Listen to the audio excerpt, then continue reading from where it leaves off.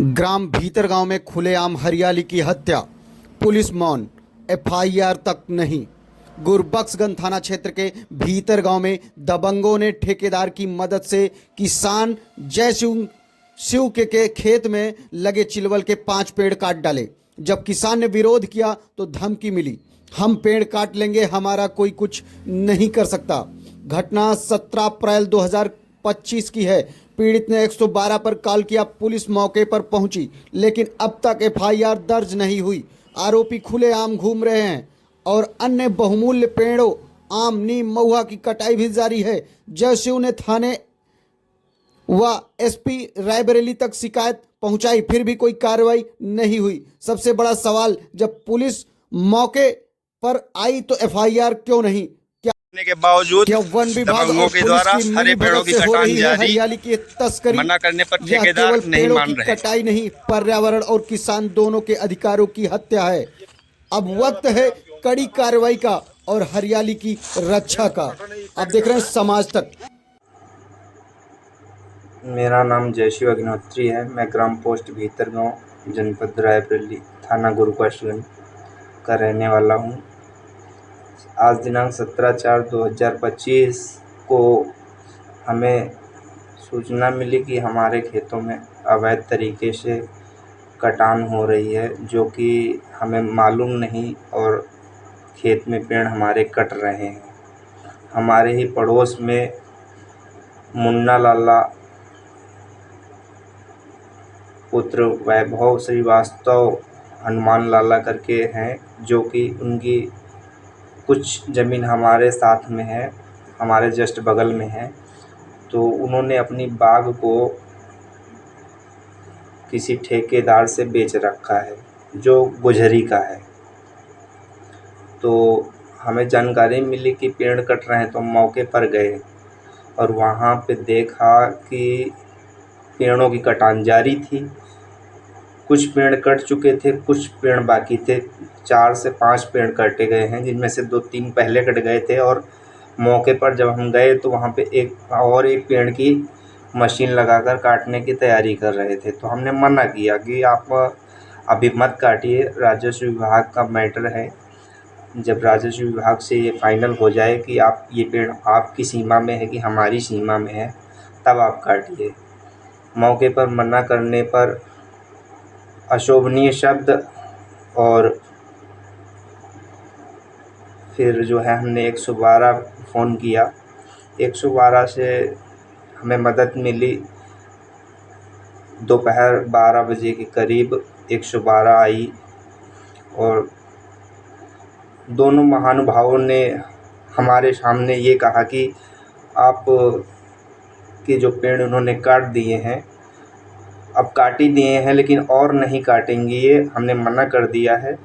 और जो पेड़ कट चुके हैं, इनकी लकड़ी नहीं उठाएंगे ये, जब तक राजस्व विभाग से निपटारा आपका नहीं हो जाएगा। हमने भी 112 से आए हुए दरोगा साहब और कांस्टेबल साहब की बात को माना और घर वापस आ गए।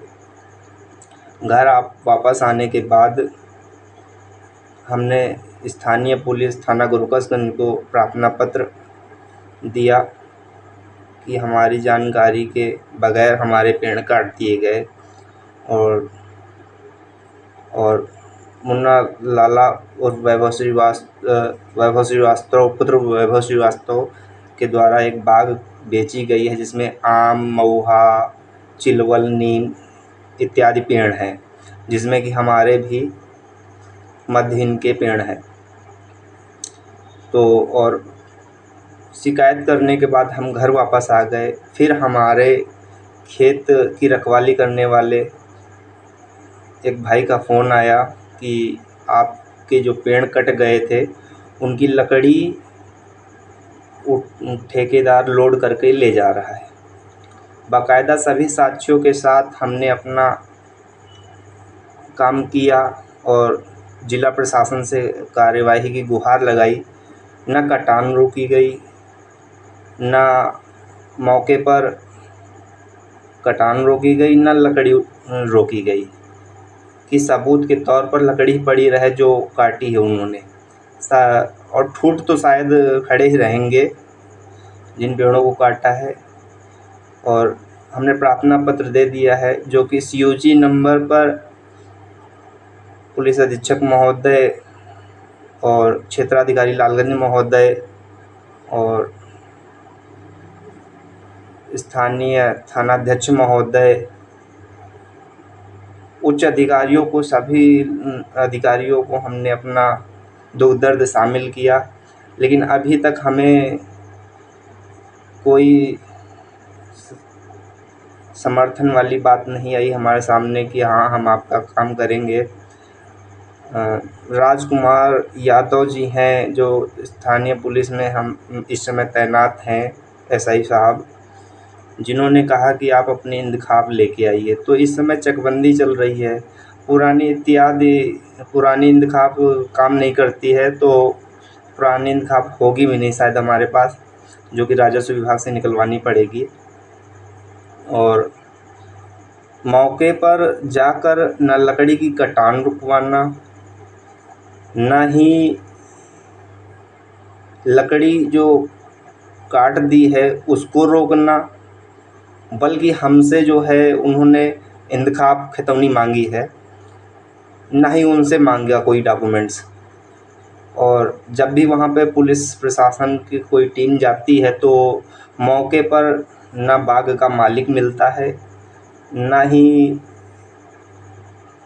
कोई काटने वाला मिलता है। शायद एक आधा मिल गया हो तो मिल गया हो, बाकी वहाँ पे कोई मिलता।